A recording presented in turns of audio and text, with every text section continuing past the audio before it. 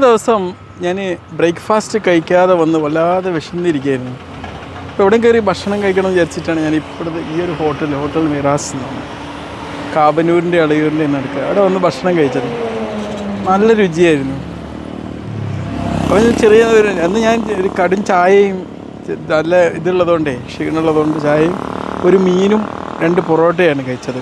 പൊറോട്ട നമ്മൾ അധികം കഴിക്കില്ലെങ്കിലും അത്ര ഒരു നൊസ്റ്റാൾജി കിട്ടത്തിന് കഴിക്കണമെന്ന് തോന്നി.